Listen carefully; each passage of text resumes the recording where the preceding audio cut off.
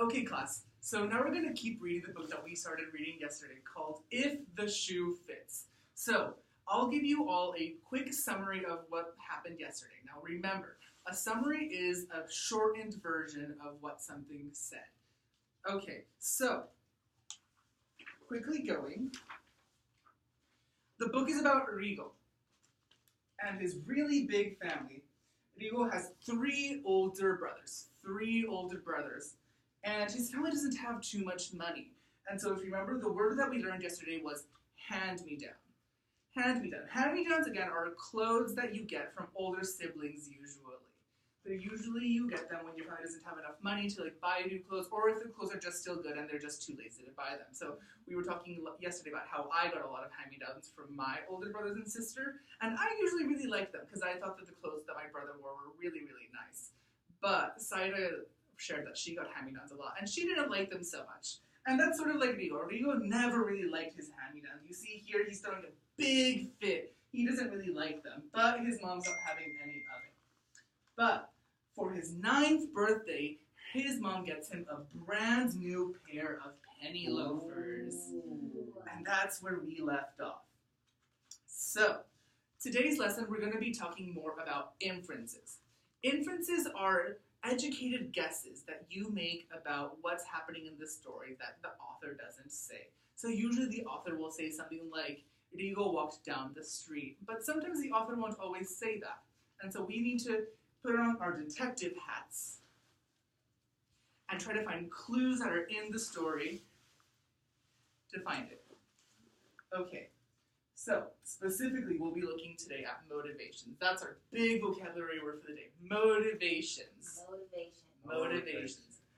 Motivations are why a character does something. So if you're reading a murder mystery, you're trying to figure out why the killer did it. You're trying to figure out why they stole from the cookie jar. Right? So the big word you're thinking about with motivations is the word why. What word do we think about for motivations? On the count of 3. 1, 2, 3. Why? All right, we can do that one more time. The word we're thinking about when we think of motivations is why. What word do we think about? 1, 2, 3. Why? All right, so let's start the story from where we left off. He was walking down the street. There, he said. He slipped into his new shoes and clipped his heels together.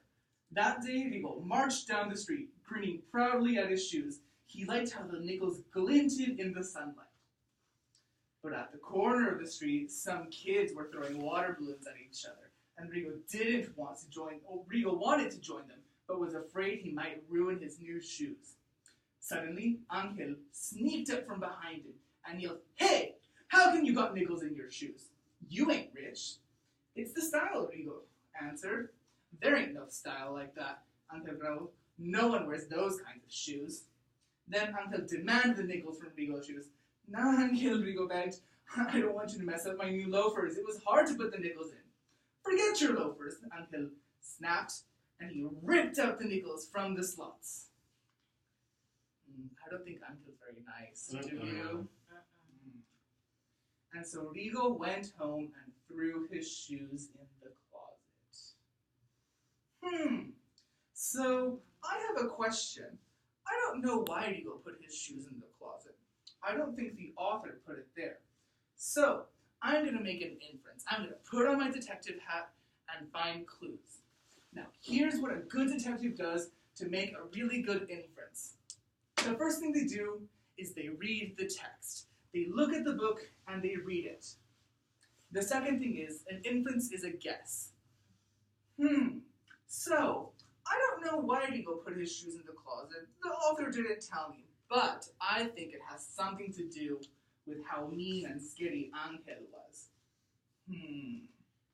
Now, third, good detectives always come up with evidence for their guesses. Evidence is a fancy, fancy word for proof. You need to be able to prove that you're right when you're making a case. And the first thing you do is you look for pictures. So, I see Angel here, and he seems pretty big. He's taller than Rigo, he seems to be stronger, and if I look at the text, I'm trying to find a specific line. And I think it's the one where Angel snaps and rips the nickels from the slots.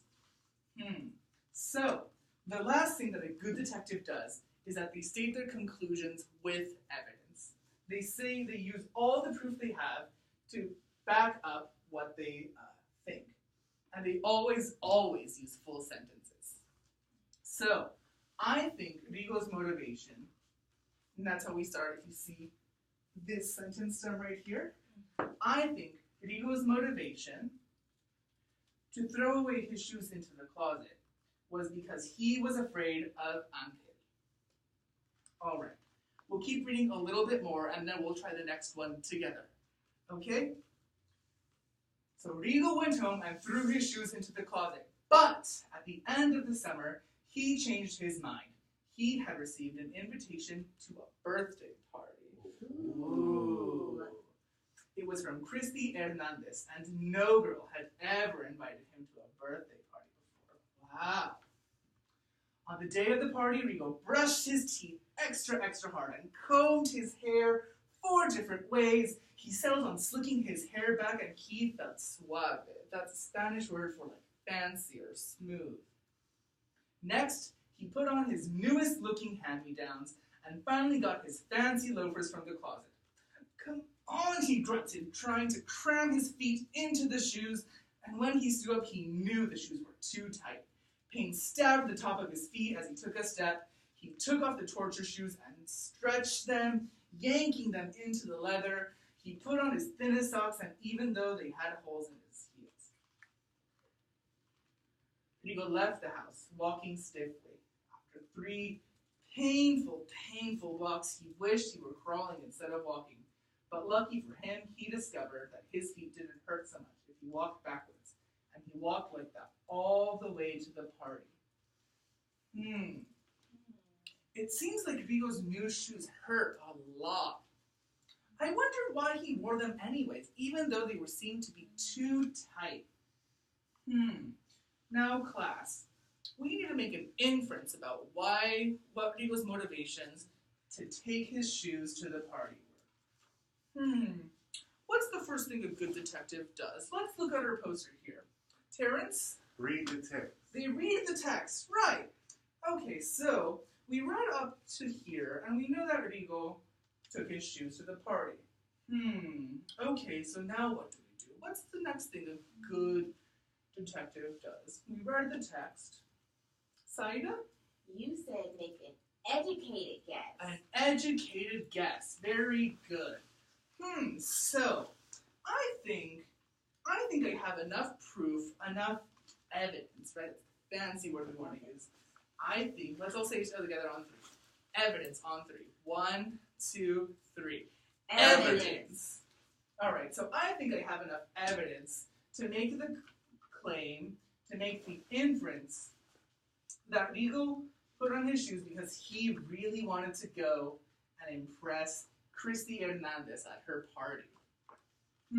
Okay, now, where do we find the evidence? I said 2 good places that we can find evidence in a text, in a book. Does anyone remember? Terrence? The illustration. The illustrations. Okay, so here we have Rigo and his brothers and sisters looking super happy at what seems to look like a party invitation. So I think he might be super excited. Now, the next place where readers find evidence is in the text. And I think that the author saying, no girl had ever invited him to a party before, seems like pretty good evidence. Now, I have my evidence, I made my guess. What's the last thing a good detective of inferences does? Once they have everything together, what do good detectives do? Let's look at our poster. We read the text. We make a guess. Saida, do you know what comes next? You state your conclusion with evidence as a full sentence. Good job. You sounded out all the words super well, and you said the full sentence and enunciated. Thank you, Saida.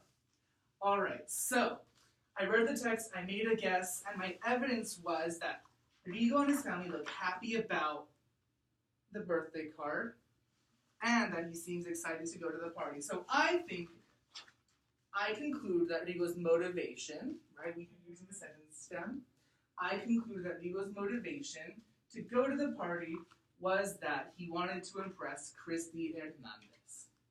Alright, so now we're going to keep reading and finish the book. And when we do, we're going to go and make one last entrance, okay? Alright, here we go.